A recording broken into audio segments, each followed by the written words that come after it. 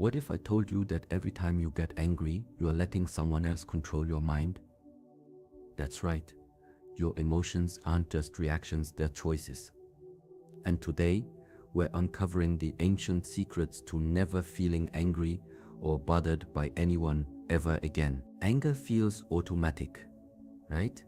Someone cuts you off in traffic, your boss disrespects you, a friend betrays you, boom, rage kicks in. But what if you could decide not to care? Not in a cold, emotionless way, but with total control. For centuries, Shaolin monks have mastered this, not by suppressing emotions, but by understanding one simple truth. Anger is a trap, and today, we're breaking it down step by step. Anger is a trick your mind plays on you. You ever stop to wonder why the same thing can make one person explode with rage and leave another completely unfazed? It's not about what happened, it's about what happened inside the person. Let me explain. Imagine this. You're walking down the street and a stranger bumps into you hard. No apology, just keeps walking. What's your first thought? If it's how disrespectful or who does that, then congratulations, you've just fallen for your mind's oldest trick. Because here's the truth. That person didn't make you angry. Your story about what they did. Shaolin teachings break it down like this. Pain is inevitable, suffering is optional. The bump, that's pain. The anger, that's suffering. And the gap between them is where your power lies. Let's go deeper. Think of your mind like a movie projector. The world is just light passing through the film, but the images, the meaning, the drama, that's all added by you. When someone insults you, it's just sound waves hitting your eardrum. The hurt comes from the part of you that agrees with them, the part that whispers, maybe they're right. This is why two people can hear the exact same words and react completely differently. One laughs it off, the other loses sleep over it. The difference isn't the words, it's the beliefs they hid inside you. So how do you break the cycle? First, catch yourself in the act. Next time anger starts bubbling up, pause. Ask, what story am I telling myself right now? Because 99% of the time, anger isn't about facts. It's about the meaning you're assigning to them. For example, your coworker takes credit for your idea. The fact, they said something you came up with. The story, they're stealing from me. I'm not respected. This always happens to me. See how the story is what hurts, not the act itself. Now try this instead. Strip the story away. Just the facts. They said X, I did Y. No judgments, no predictions. No, this means I'm a loser, just facts. Suddenly the anger has nowhere to live. This isn't about pretending nothing matters. It's about realizing that you decide what matters. And when you control that, you control your emotions, not the other way around. But here's where most people get stuck. They think, if I don't get angry, I'm letting them win. Wrong. Anger isn't strength. It's surrender. It's handing the remote control of your peace to someone else. Real strength, choosing not to give them that power. Think of it like this. If a toddler calls you ugly, do you scream back? No, because their opinion holds no weight. Now apply that to everyone, not because they're toddlers, but because their words only have the power you give them. This is the core of Shaolin wisdom. External events don't disturb us. Our attachment to them does. The moment you see anger as a choice, not a reflex, you're free. The mirror rule. What angers you reveals you. There's a reason certain things set you off, while others don't, and it has nothing to do with the other person. Let me ask you something. Ever met someone who just irritates you for no clear reason? Maybe it's the way they talk, how they act. Something about them just grates on you. Now here's the uncomfortable truth. That reaction isn't about them. It's about you. Shaolin philosophy teaches that the things we react to most strongly are mirrors. They show us parts of ourselves we don't fully accept. Think about it. If you hate arrogance, it's often because you were taught to suppress your own confidence. If laziness makes you furious, it might be because you're overworking to prove your worth. If dishonesty triggers you, chances are you've lied to yourself about something important. This isn't about blame, it's about awareness. Because once you see this pattern, you can use it to grow. Here's how it works. Every emotional reaction is a signal. Anger is just a loud one. When you feel it, instead of focusing on them, ask, what's this really about? For example, say your friend is always late. It drives you crazy. Why? On the surface, it's disrespect. But dig deeper. Maybe you were never allowed to be late as a kid. Maybe you had to be perfect. And seeing someone not care triggers that old pressure. Suddenly, it's not about the lateness. It's about your relationship with rules. This is why Shaolin masters say, the enemy is the best teacher. The people who push your buttons aren't obstacles. They're guides. They show you where you're still holding on, where you're still sensitive, where you still need work.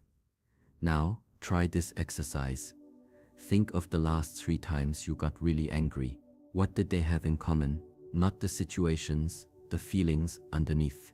Was it helplessness, fear of being disrespected, feeling unseen? Those are your wounds, not theirs. This doesn't mean people get a free pass to be jerks.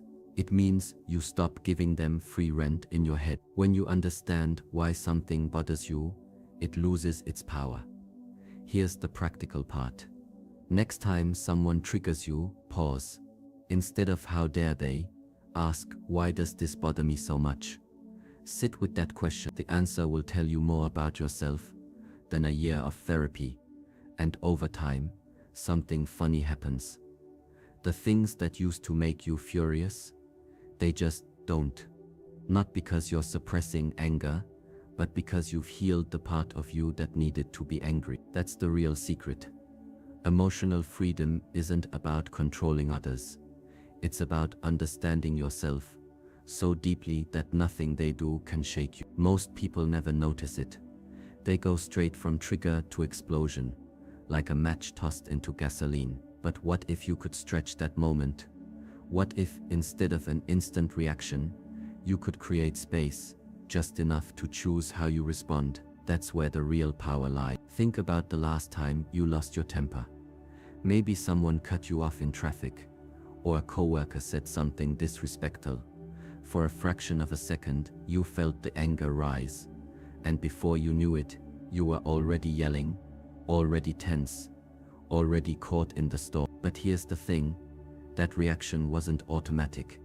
It was a habit, and habits can be broken. Shaolin training teaches that the mind is like a wild animal. It reacts on instinct, unless you train it otherwise. And the way you train it is by inserting a pause. Not an hour, not even a minute, just 10 seconds. That's all it takes to change everything. Here's how it works. The next time you feel anger coming, stop. Don't speak, don't move, just breathe. Count to 10 in your head. And in that space, ask yourself one simple question. Will this matter in 10 days, 10 months? Most of the time, the answer is no. The insult, the disrespect, the frustration, it's temporary. But your reaction, that can last. That can burn bridges, create regrets, and leave scars. The pause isn't about suppressing anger. It's about giving yourself the chance to decide if anger is even worth it. Now, you might be thinking, but in the moment, it feels impossible to stop, and you're right. If you've spent years reacting without thinking, it will feel unnatural at first. But that's why this is a practice, not a trick. You don't wait until you're furious to try it. You start small.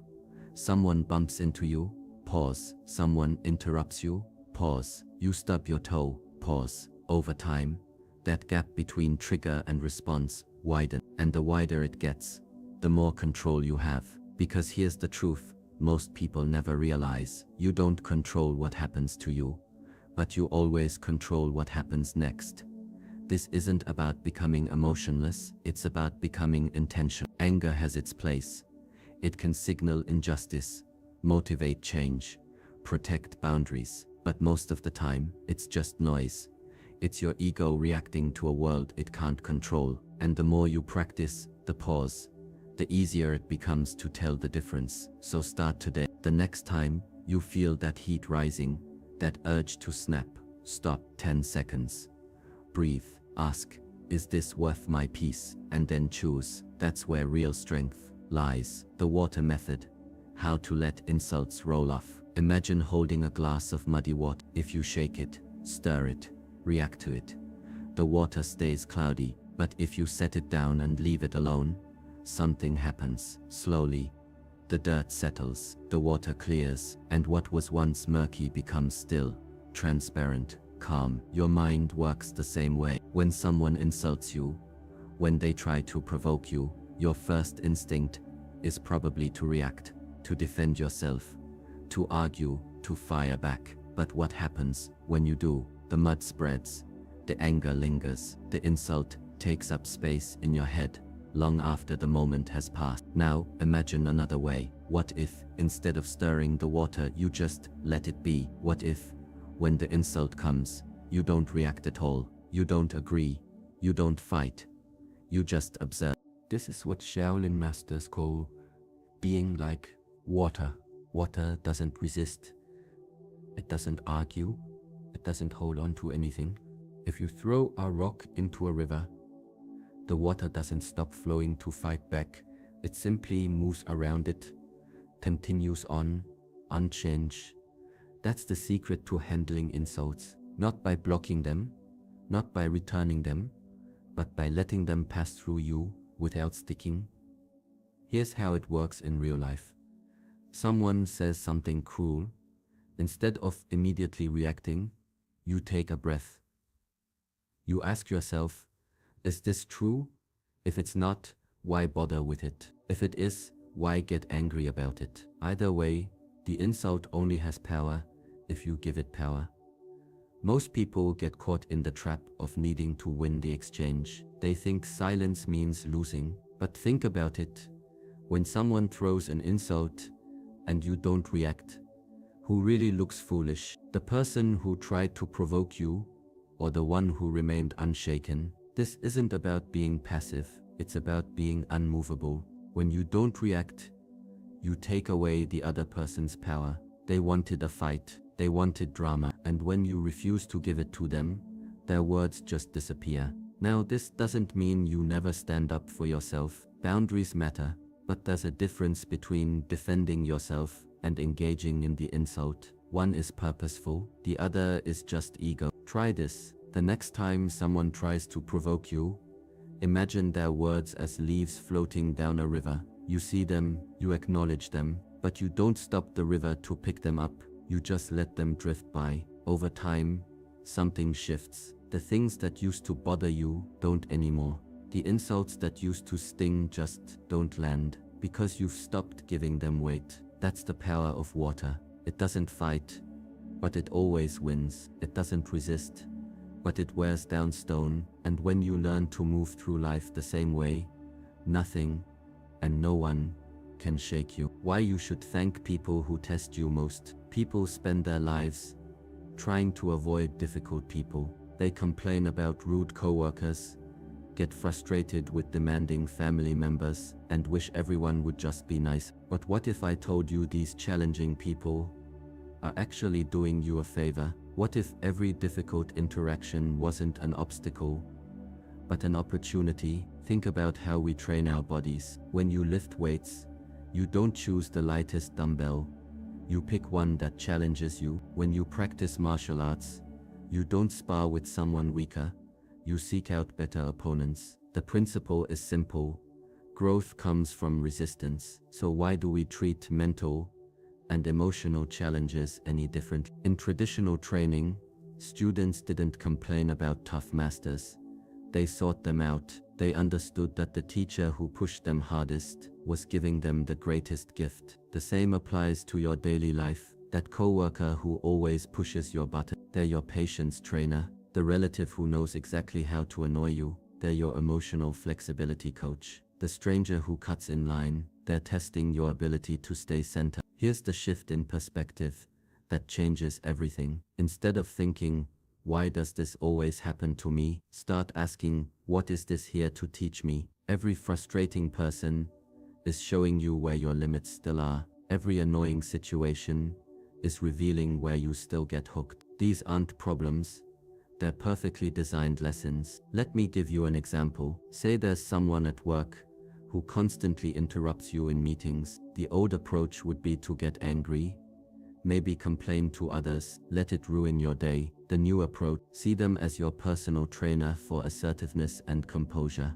Each interruption is another rep in your emotional strength training. This doesn't mean you become a doormat. Boundaries are important, but there's a world of difference between setting boundaries from a place of calm strength versus reacting from anger and frustration. One builds real power, the other just burns energy. Try this exercise. Make a list of the people who test your patience most. Next to each name, write what quality they're helping you develop. The micromanaging boss, they're teaching you attention to detail and communication. The perpetually late friend, they're training your flexibility and time management. Suddenly, your problems become your curriculum. The most advanced practitioners don't avoid difficult people, they appreciate them. They understand that smooth seas don't make skilled sailors. When you start seeing challenging interactions as training rather than torment, something remarkable happens. They stop being challenging, not because the people change,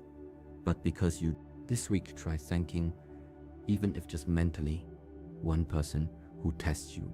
Notice how it changes your energy in the interaction. Over time, you'll find yourself welcoming challenges instead of resisting them. And that's when you realize the strongest people aren't those who face no adversity, but those who've learned to use every adversity as fuel. The one question that kills anger instantly. Anger is like pouring boiling water on yourself and expecting someone else to get burned. In the moment, it feels powerful, justified, even satisfying. But if you pause and look at the results, really look, you'll notice something. Anger almost never gives you what you actually want. Think about the last time anger won you something. Maybe you intimidated someone into compliance. Maybe you vented your frustration. But did it create lasting respect? Did it build understanding? Did it leave you feeling at peace? Probably not. More likely, it left a mess to clean up. Damaged relationships, lingering tension, maybe even regret. This is why the most powerful people aren't the quickest to anger. They're the quickest to ask one simple question. What's the smartest response here? Not the most satisfying, not the most dramatic, not the one that feels best in the moment. The smartest, the one that actually moves you towards your real goals. Here's why this works. Anger lives in the emotional brain. Strategy lives in the thinking brain. When you ask what's the smartest response, you force a shift from reactive emotion to conscious choice. It's like switching from autopilot to manual control. Let's break down how to use this in real time. Someone insults you, your face gets hot, your pulse quickens, the anger surge begins. This is the critical moment. Before reacting, insert the question, what's the smartest response? Suddenly, options appear where before there was only impulse. Option 1, fire back an insult, feels good now but escalates conflict. Option 2, walk away, denies them the reaction they want. Option 3, respond with unexpected kindness, completely disarms the situation. Option 4, say nothing, but observe what buttons got pushed in you. Which is smartest, depends on your goal. If you want to win the argument, maybe option 1. If you want peace, option 2 or 3. If you want self-knowledge, option. The point isn't which you choose.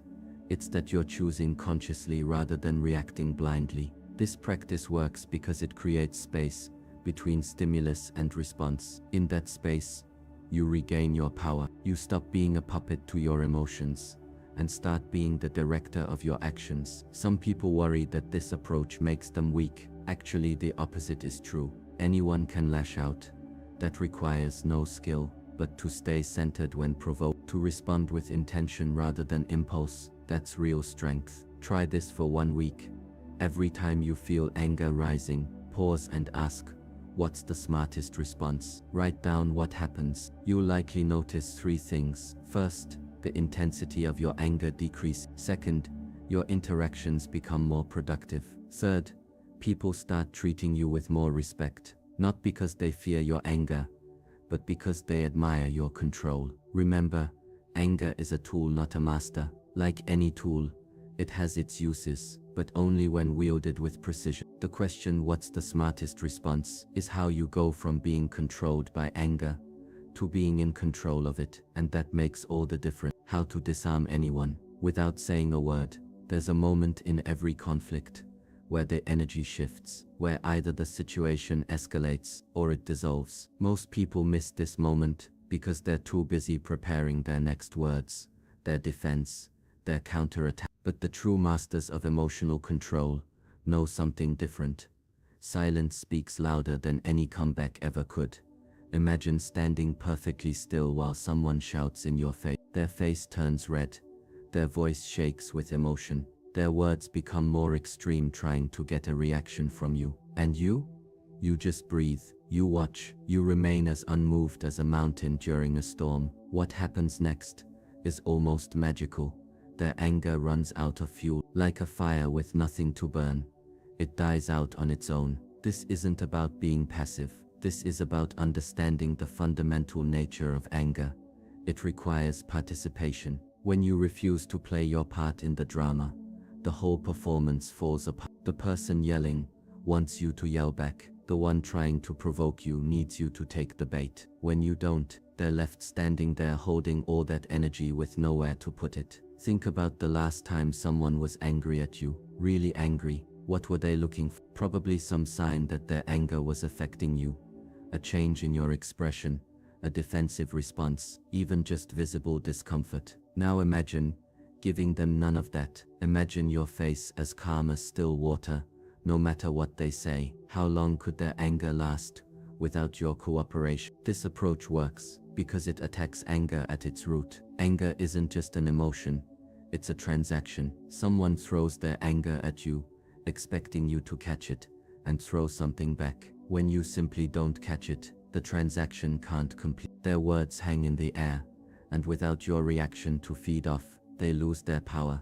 There's a beautiful paradox here. By doing nothing, you actually gain complete control of the situation. Not control over the other person, that's never possible, but control over the only thing that truly matters, your own inner state. And when you have that, something interesting happens. The other person often starts mirroring your calm rather than you mirroring their anger. Try this experiment. Next time someone directs anger at you, make it your practice to simply observe. Watch their body language. Notice the tone of their voice. Observe how their energy rises and falls. But don't engage. Don't argue. Don't defend. Don't explain. Just be present and unaffected. You'll discover something profound. Most anger is like a wave. It builds, it peaks, and then it has to recede. Your non-reaction simply lets it complete its natural cycle without dragging you under. This doesn't mean you tolerate abuse or never stand up for yourself. There are absolutely times to speak, to set boundaries, to walk away, but those should be conscious choices, not automatic reactions. The power comes from knowing the difference, from responding rather than reacting. Remember, the person who stays calm in a storm isn't weak. They're the only one strong enough to think clearly. When you master this silent strength, you'll find that fewer and fewer people even try to upset you. Not because you've intimidated them, but because they instinctively recognize it simply won't work. That's when you'll understand. True power isn't in controlling others, but in mastering yourself. The lifetime practice, building unshakable peace. Peace isn't something you find, it's something you build, brick by brick, moment by moment, choice by choice. Most people think of peace as the absence of conflict, but the deeper truth is that real peace is what remains when conflict comes and goes without disturbing what matters most. Your center. Think of your mind like a vast ocean. On the surface, waves rise and fall.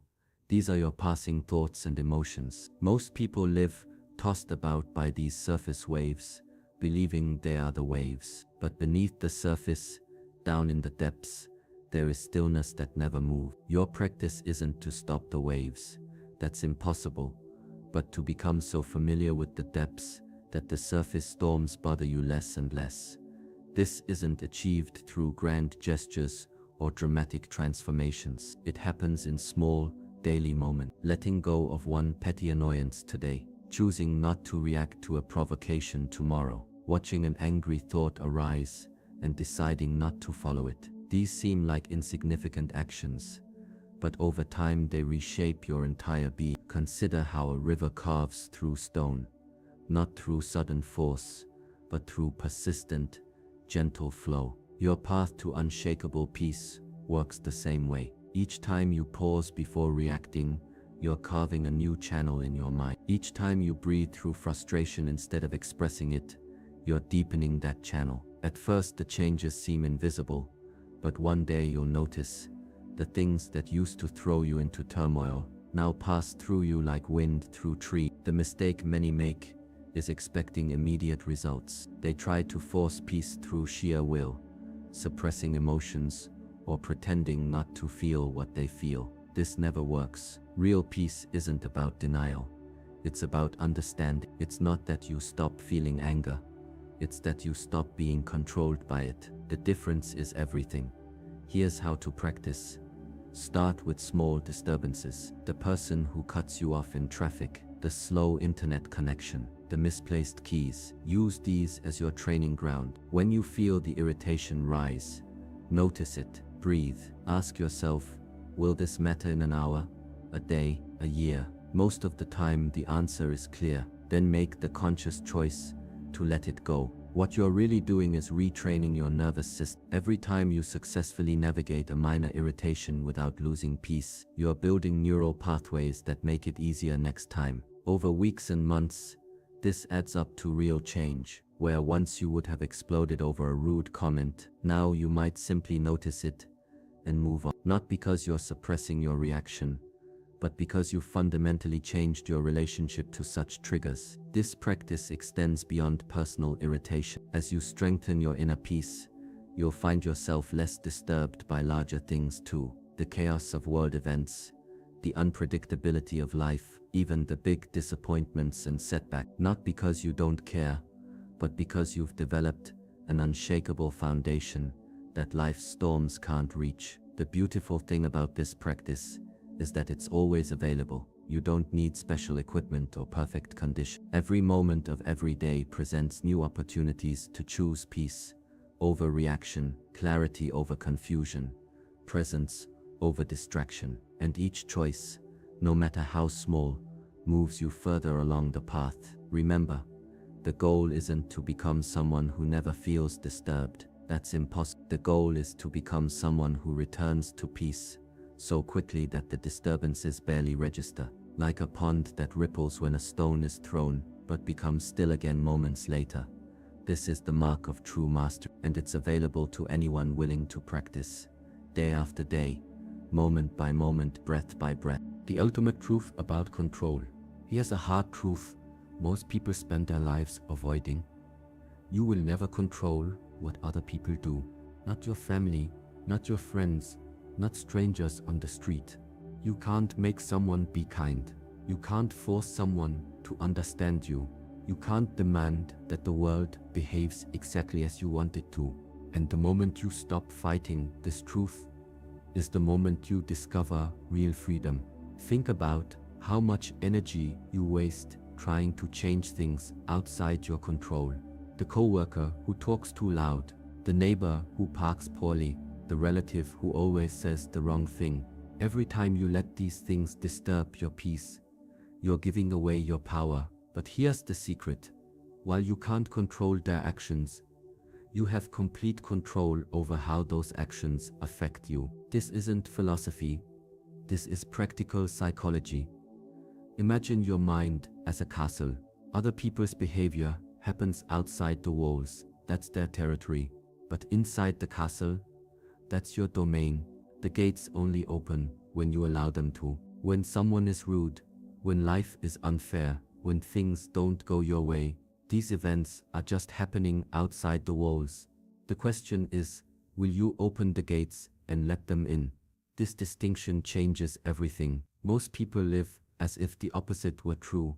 They have no control over their internal reactions, but constantly try to control external events. They think, if only my boss was nicer, or if only my partner would change. But this is backwards. The real work isn't in trying to reshape the world to your liking, an impossible task, but in mastering your inner world, regardless of what happens outside. Let me give you a simple practice. Next time someone does something that bothers you, pause and ask, is this within my control? If it is, like your own actions, take responsibility. If it isn't, like nearly everything other people do, let it go. This doesn't mean you tolerate abuse or never set boundaries. It means you stop expecting reality to be different than it is. Here's why this matters. Suffering doesn't come from events themselves, but from our resistance to them. The rain isn't the problem, it's your anger at the rain. The traffic jam isn't the issue, it's your frustration about being stuck. When you stop resisting what you can't change, a strange thing happens. The suffering stops too. The situation might remain, but your torment about it disappears. This is the foundation of true emotional freedom. Not controlling circumstances, but controlling your relationship to circumstances. Not making the world perfect, but finding peace in an imperfect world. The more you practice this shift, the more you'll notice something remarkable. Life's difficulties don't disappear, but they stop being difficulties. They just become things that happen, like clouds passing in the sky. Try this today. Pick one thing that normally bothers you, but is outside your control. Maybe it's the weather, or politics, or how someone else behaves. Each time you notice yourself reacting, remind yourself, this isn't mine to control. Then redirect that energy towards something you can influence, your own actions, your own attitude, your own next move. This simple redirection, practiced consistently, will change your life more than any attempt to control the uncontrollable ever could. Remember, the measure of your power isn't in how much you can change the world, but in how little the world can change you. When you grasp this, you'll discover a quiet strength that no external event can shake. That's the ultimate form of control, the kind that can never be taken from you. Your new rule: I only keep what serves me. Your mind is not a prison, it's a home. And just like any home, you get to decide what stays and what goes. Most people never exercise this right. They let every thought, every emotion, every passing mood take up residence without question. Anger shows up, they feed it. Resentment knocks, they invite it in. Before long, their mental space is cluttered with guests that don't belong there. There's another way. Imagine your mind as a selective host. When an emotion arrives, you don't automatically let it in. You ask one simple question: does this serve me? If the answer is yes, if it brings clarity, motivates positive action, or helps you grow, then welcome it in. If the answer is no, if it clouds your judgment, drains your energy, or holds you back, then politely show it the door. This isn't about suppressing emotions or pretending you don't feel what you feel. It's about conscious curation. Anger might come knocking, but you get to decide whether to entertain it or not. Anxiety might try to move in, but you determine how long it stays. This subtle shift, from passive experiencer to active chooser, changes everything. Let's take anger as an example. When someone wrongs you, anger will naturally arise. The untrained mind grabs onto this anger, feeds it with thoughts of injustice, lets it dictate words and actions. But the trained mind, it notices the anger, acknowledges its presence, then asks, is this useful? If the anger can fuel positive change or protect important boundaries, maybe you keep it around a while. But if it's just poisoning your peace without purpose, you thank it for its opinion and let it pass through. The same goes for every emotion. Worry, fear, jealousy, they're all just visitors. The problem isn't their existence, it's our habit of treating temporary guests as permanent residents. We forget we have the right to say, "This isn't helping me anymore, it's time for you to go." Here's how to practice this. Start small. Next time a negative emotion arises, pause and name it. This is frustration. This is impatience. Then ask, is this serving me right now? If not, imagine the emotion as a cloud passing through the sky of your mind. You see it, you acknowledge it, but you don't hold on to it. You let it continue on its way. Over time, this becomes automatic. Emotions still come and go. That's their nature. But you stop identifying with everyone that passes through. You realize you're not the thoughts you think or the feelings you feel. You're the awareness that observes them all. This is the foundation of true emotional freedom. The beautiful thing about this practice is that it works both ways. Just as you learn to let go of what doesn't serve you, you also learn to cultivate what does. Patience, gratitude, compassion. These aren't just random moods that come and go, but qualities you can consciously invite and nurture. Your mental home becomes filled with only the best company. Remember, peace isn't the absence of storms, but the ability to remain undisturbed within them. When you master the art of keeping only what serves you, you'll find that most storms pass without ever entering your house at all. And those that do, they're guests you've consciously chosen, ones that leave you stronger, wiser, and more at peace than before they arrived. That's the power of conscious choice. That's the art of emotional mastery. That's the way of the warrior mind. Anger isn't power, control is. And now, you know exactly how to master it.